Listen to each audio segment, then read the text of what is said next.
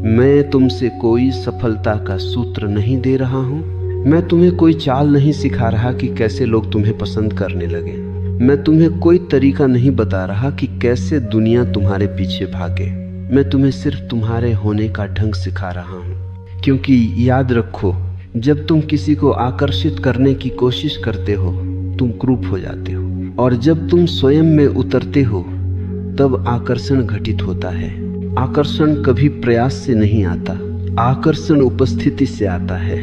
आकर्षण बाहर से नहीं भीतर से फूटता है। तुमने देखा है, एक साधारण सा फूल न कोई विज्ञापन करता है, न कोई निमंत्रण भेजता है, न कहता है आओ मेरी खुशबू सूंघो।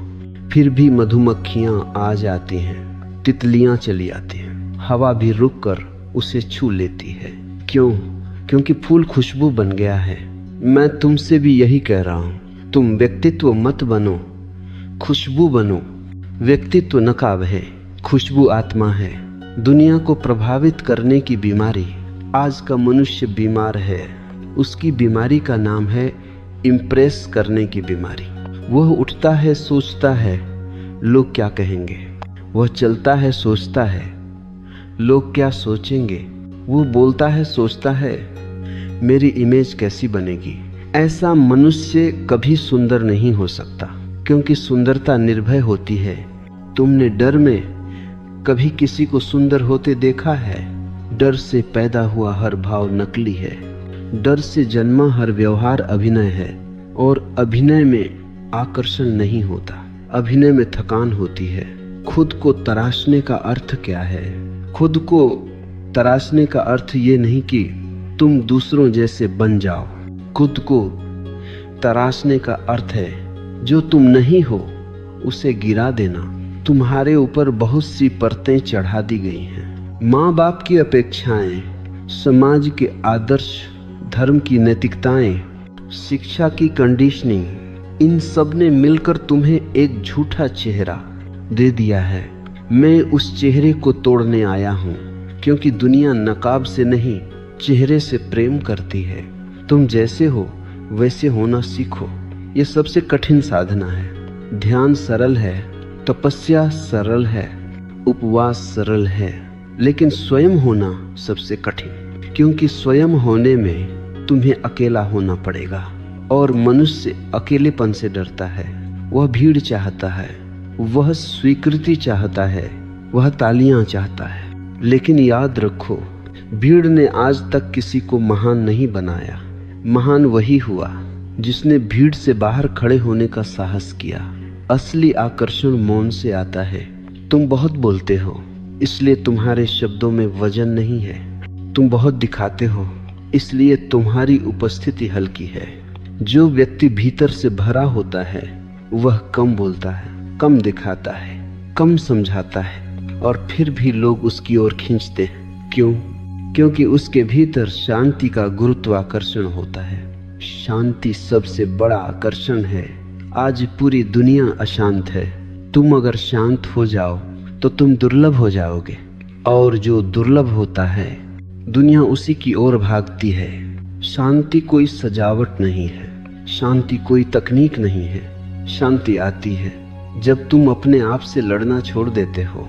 खुद से युद्ध बंद करो। तुम अपने खिलाफ युद्ध में हो। तुम कहते हो मुझे ऐसा नहीं होना चाहिए, मुझे वैसा होना चाहिए। यहीं से क्रूरता शुरू होती है। गुलाब कभी नहीं कहता काश मैं कमल होता, और कमल कभी नहीं कहता काश मैं गुलाब होता।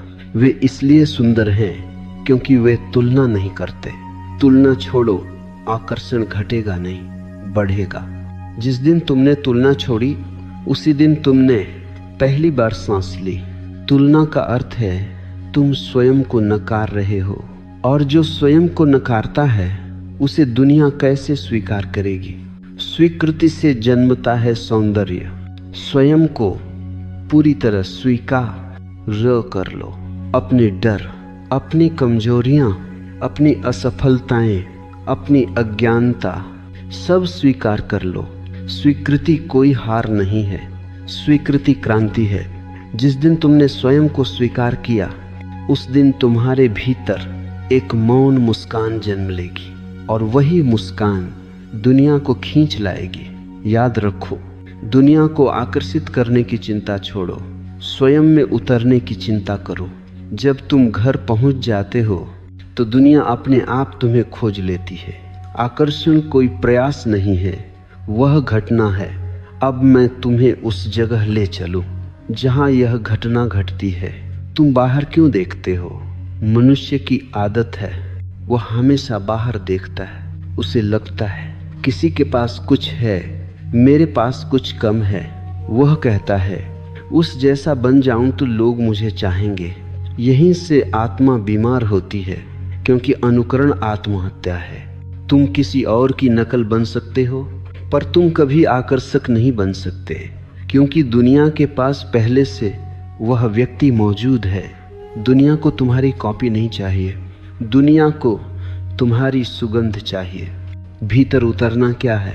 भीतर उतरना कोई तकनीक नहीं, भीतर उतरना कोई विधि नहीं।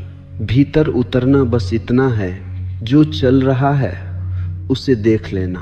तुम्हारे भीतर विचार चलते हैं, भाव आते हैं, डर उठते हैं, इच्छाएं दौड़ती हैं, तुम उनसे लड़ते हो। मैं कहता हूं देखो, देखना ही ध्यान है, और ध्यान से भीतर की अव्यवस्था धीरे धीरे शांत होने लगती है। शांत व्यक्ति का चुंबकत्व, एक शांत व्यक्ति कुछ नहीं करता, फिर भी बहुत कुछ घटता है। वह कमरे में प्रवेश करता है, हवा बदल जाती है, वह बोलता है, शब्द कम होते हैं पर असर गहरा होता है। क्यों? क्योंकि उसका केंद्र अब बाहर नहीं, भीतर है। जो भीतर केंद्रित है वह स्थिर है, और स्थिरता में अद्भुत आकर्षण होता है। अस्थिर मन, कुरूप मन, आज का मनुष्य 1000 दिशाओं में भाग रहा है। मोबाइल, सोशल मीडिया, तुलना, ईर्ष्या, दिखावा, यह मन थका हुआ है, और थका हुआ मन कभी सुंदर नहीं होता। सुंदरता विश्राम से आती है। विश्राम का अर्थ आलस्य नहीं, समझ लेना। विश्राम का अर्थ आलस्य नहीं, विश्राम का अर्थ है अंदर तनाव न होना। तुम काम करो, पूरी ऊर्जा से करो, लेकिन भीतर खिंचाव मत रखो। जो व्यक्ति भीतर तनाव में है उसके पास बैठना भी भारी लगता है, और जो भीतर शांत है उसके पास बैठना चिकित्सा बन जाता है। तुम्हारी उपस्थिति ही तुम्हारा संदेश है। लोग शब्दों से नहीं जुड़ते, वे उपस्थिति से जुड़ते हैं। तुम क्या कहते हो यह गौण है, तुम कैसे हो यह महत्वपूर्ण है। अगर तुम भीतर उलझे हो तो तुम्हारे शब्द भी उलझे होंगे। अगर तुम भीतर स्पष्ट हो तो तुम्हारा मौन भी बोलेगा। मौन सबसे बड़ा आकर्षण। मौन का अर्थ चुप्पी नहीं, मौन का अर्थ है भीतर शोर का न होना। आज लोग इतना बोलते हैं क्योंकि भीतर बहुत शोर है। जो व्यक्ति मौन में जीता है वह कम बोलता है, लेकिन जब बोलता है तो सीधा हृदय तक पहुंचता है। तुम्हें क्यों स्वीकार नहीं किया जाता? क्योंकि तुमने खुद को स्वीकार नहीं किया। तुम अपने ही शत्रु बने हो। तुम कहते हो मैं ऐसा क्यों हूं, मैं वैसा क्यों नहीं हूं। जिस दिन तुमने यह कहना छोड़ा उसी दिन तुम सुंदर होने लगे।